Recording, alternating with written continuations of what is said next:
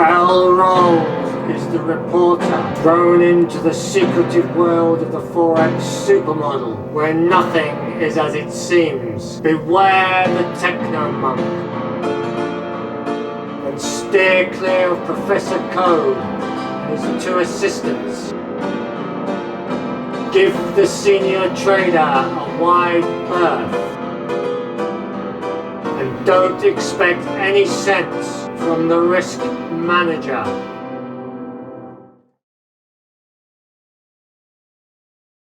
Good morning, I'm Professor Code and this is the Forex Super Model weekly review for Monday the 1st of the 2nd to Friday the 5th the 2nd 2021.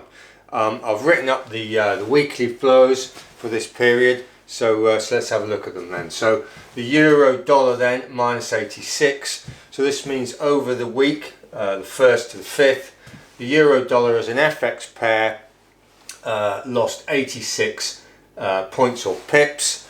The euro yen minus 17, the euro pound minus 85, pound dollar plus 30, pound yen plus 106, and dollar yen plus 62. So let's look at the actual flows then.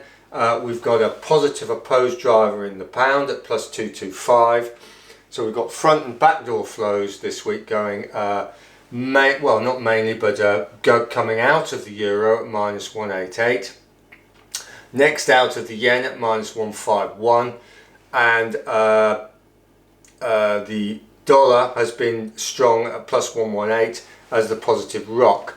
And this is on activity of plus or minus 339. So we're going to write up the daily flows and then stop the video, so don't go away, see you in a minute. Right, welcome back. We've written up the daily flows, so let's have a look and then we can do the analysis for the week. Right, so Monday then, we had a negative opposed driver in the euro, front and backdoor flows going mainly into the dollar at plus 127, next the yen at plus 66, and the pound was the negative rock, activity plus or minus 193. Tuesday, negative opposed driver in the euro again, front and backdoor flows going predominantly into the pound at plus 36, then into the dollar at plus 20, and the yen was the negative rock at minus 4, activity of 56, plus or minus 56. So you can see that the activity dropped off significantly on Tuesday.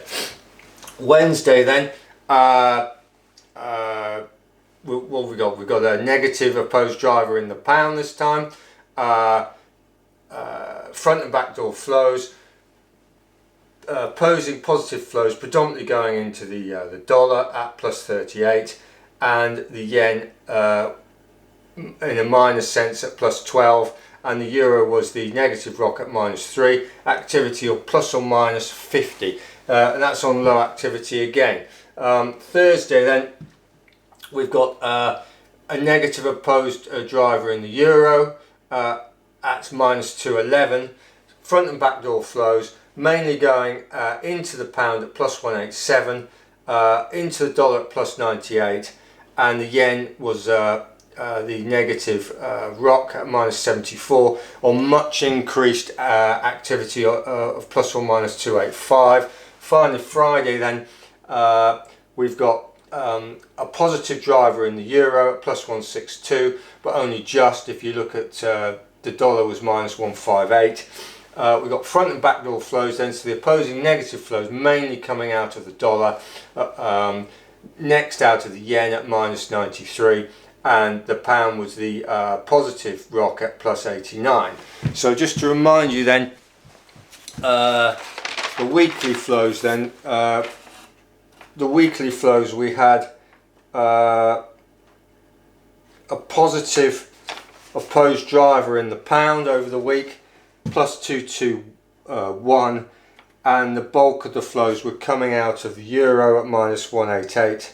The dollar was plus 118 as the positive rock, and the yen was soft at 151. So over the week we had pound strength, euro weakness, dollar strength, and yen weakness.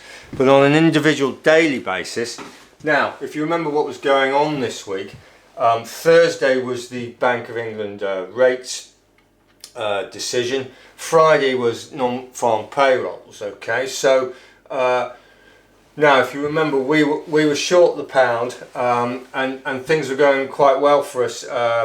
Wednesday, the day before the rates decision, the pound was the negative opposed driver, and up until about Thursday morning, we were looking at healthy profits on our pound shorts.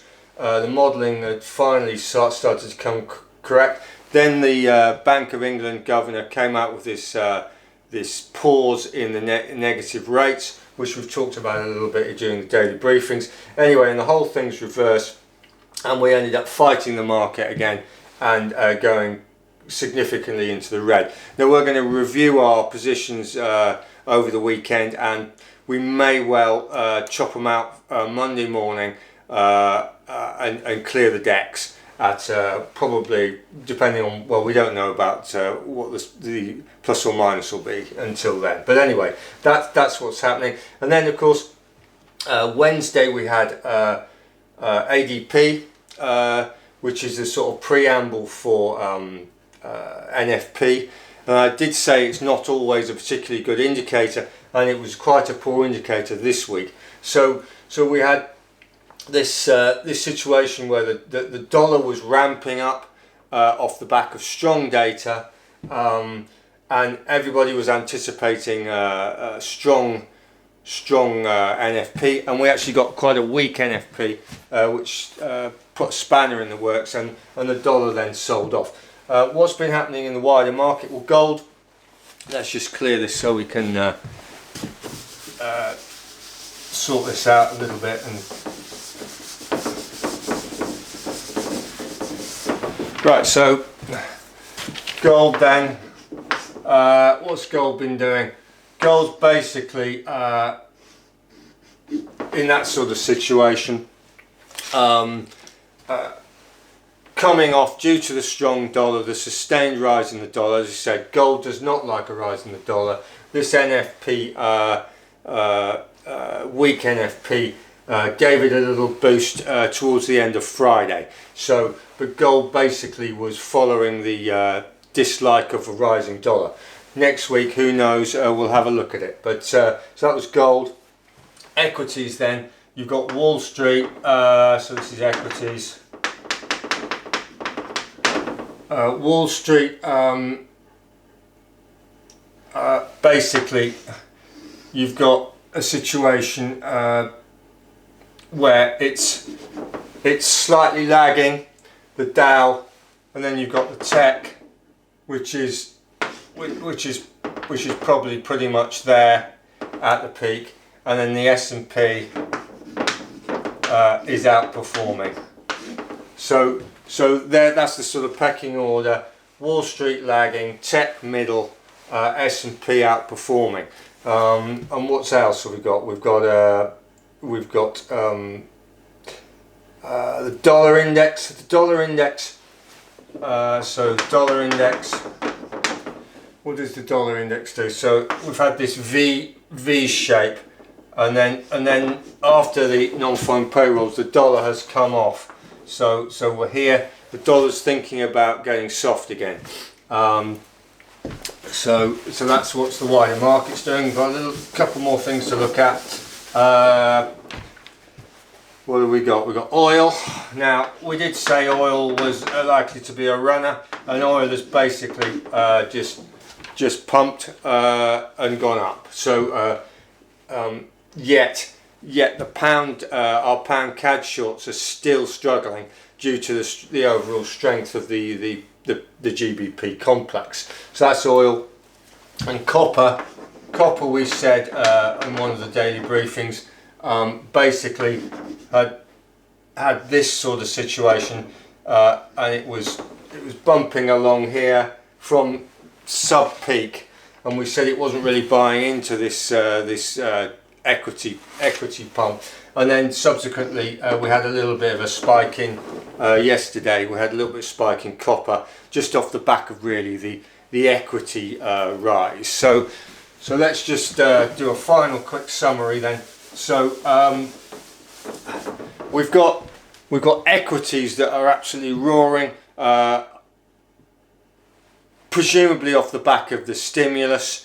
We've had earlier dollar data, strong dollar data. This is starting to be tempered now.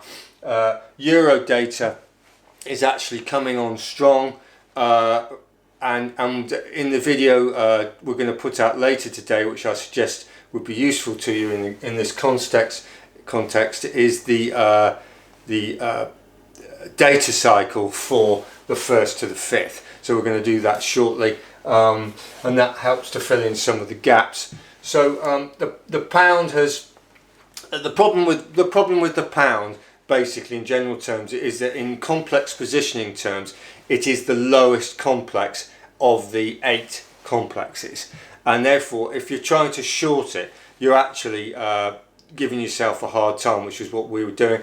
We thought we'd found this window of which we did actually up until about Wednesday, Thursday morning, and then it turned round due to the rates decision. But ultimately the problem shorting the pound is that the pound is already at relatively low levels relative to other situations. Now the euro complex is starting to come up, and the problem with this, which was highlighted in some of the comments, is that in the commitment of traders report, is that a lot of people are actually long euro, which is never particularly helpful. We don't pay full attention to this, but it's never particularly helpful. So that's another spanner in the works for the euro. But the euro, depending on what pair you're looking at, I mean the worst pair is inevitably the pair we've been trading, euro pound. We've been long, and the pound has basically dominated the euro pound pair, and therefore we've been struggling. So that's that. What else has been happening? Oil, as I said, oil has really taken off, and it's quite often a link between oil, gold and the dollar, but this isn't fully. If the dollar starts to come off next week, then oil is likely to go even further, and gold is likely to come up. But we'll talk about this in the daily briefing on Monday. Anyway, so just to recap then, we're not entirely comfortable with our positions. We've got 22 positions which have been basically after Thursday have been fighting the market. We may have to just throw in the towel and reassess. Hope that was useful to you. See you for the complex data cycle video in a minute, if not the Monday morning briefing. Thank you very much.